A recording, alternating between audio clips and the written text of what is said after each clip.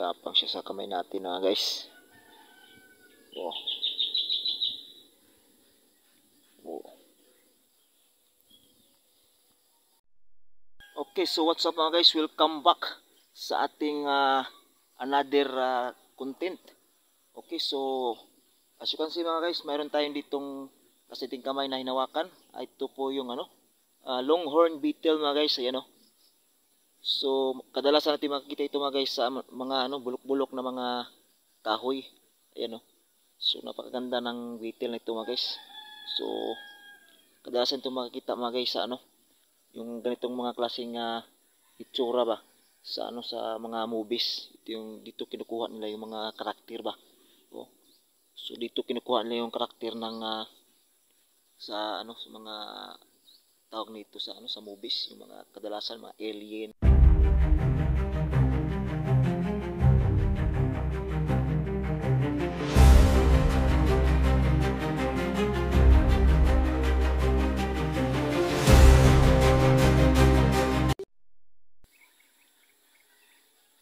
So what's up mga guys, welcome back to my channel, Ami RTV. So ito mga guys, nakita natin mga guys, longhorn beetle mga guys. Yan o. So ito yung klase ng beetles mga guys na yung mga beetles ito mga guys ay yung mga sa mga kahoy. Ito. So ito siya mga guys. Ito yung video na ito yung beetles na binidyohan ko mga guys sa short video natin na umabot ng 99,000 views at patuloy pa rin siyang tumataas mga guys yung views niya. So maraming nagtataka dito mga guys sa itong klase ng beetle mga guys, kasi kakaiba talaga siya mga guys, yung mukha niya para talaga siyang alien, no?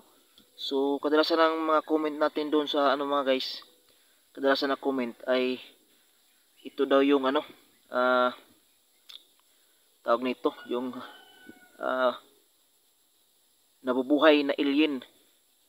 Ayan o. So dito kinukuha yung mga guys, yung mga predator na mga makikita natin sa makikita natin sa mga movies. Yan o. Grabe. Napakaangas ng mukha nitong beetle na ito mga guys. So yan siya o. So yan yung niya, yung katawan niya o. May batik-batik na puti. Batik-batik na puti. Yan o. So kita nyo man yan. Napakaangas niya mga guys. So di siya gaanong mailap mga guys, itong klase ng beetle na ito. Yan o. So kadalasan itong tumakita mga guys sa mga nabubulok na kahoy. So doon siya kadalasan nag-iitlog at doon siya nagpaparami mga guys. At ito na siya mga guys oh. Pag pag ganito na siya mga guys, naghanap na naman siya ng mga ng mga kahoy na bulok para pagitlogan niya. O di ba?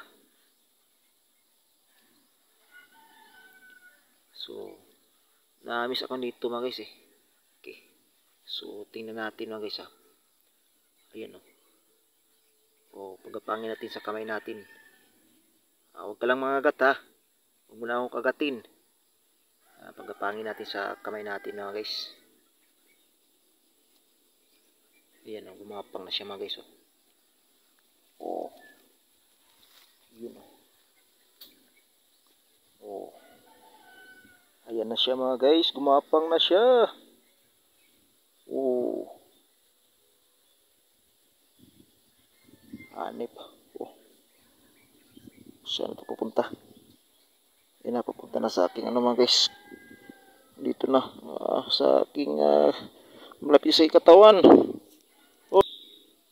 So ito talaga siya mga guys, hindi talaga ito nangangagat pag hindi siya pag hindi siya nahawakan, hindi talaga ito nangangagat. Yan o. Kita naman yung niya. Napakatulis niya ng tawag nito, yung kanyang pangil. Oh. Kita niyo naman yan. Para siyang predator na gumagapang. Yan hanip, napagandang nito. Nagagandaan talaga ako nito mga guys. Gusto ko talaga itong gawing pet. Oh.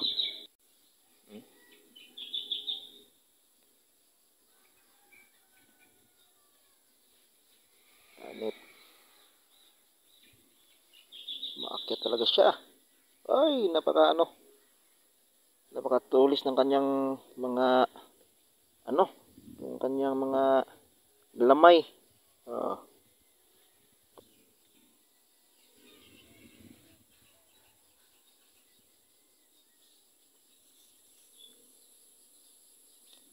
So yan siya. Wow. Gumagapang siya sa kamay natin guys. Wow. Wow.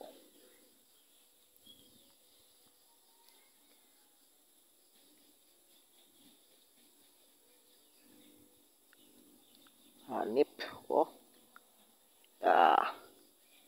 Pag gumagapang siya sa dyan sa braso mo mga guys, parang nakiliti siya na ako ba?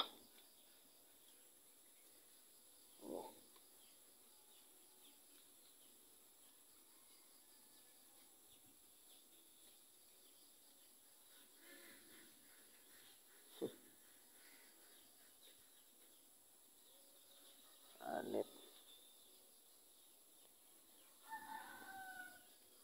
Oh.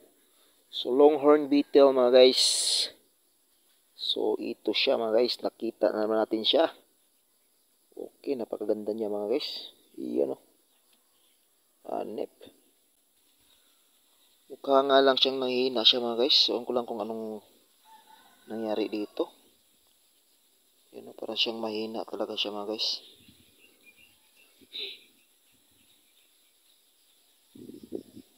Hindi siya malakas.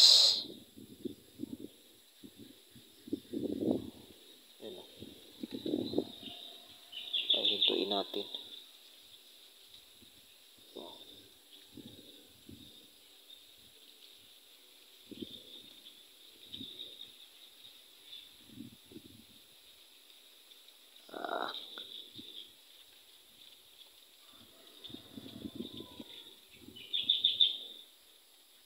Talaga siya.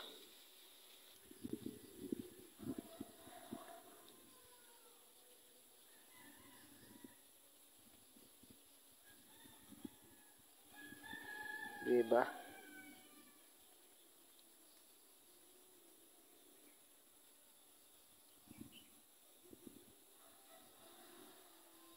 Yan, itong to eh.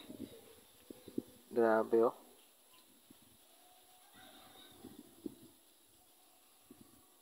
Napakaangas, napakaganda ng bitin nito sa malapitan eh. Napakaganda niyang tingnan eh. Saan ka pa makita ng ganitong beetle na napakalupit ng kanyang appearance mga guys. Makita mo lang to sa mga movies itong ganitong klaseng muka. Grabe Iyan Nice. So, ayun lang mga guys, ang ating video sa ngayon. Itong pinapakita natin itong klase ng beetle na ito. Itong longhorn beetle mga guys. Na kadalasan ito makita dito sa ating lugar dito sa Pilipinas mga guys. Pero mayroon din akong nakikita doon sa ibang bansa mga guys. Kadalasan ito mga guys nakatira sa mga sa mga tropical countries like Philippines. Di ba? So, dito natin makikita ito mga guys. Or ewan ko lang kung mayroon bang makikita natin doon sa ibang pang bansa na mga malalamig. Hindi ko alam mga guys. Pero ang alam ko dito lang sa mga mga guys, sa mga ganitong klaseng lugar itong ating tropical countries mga guys, like Philippines. Okay.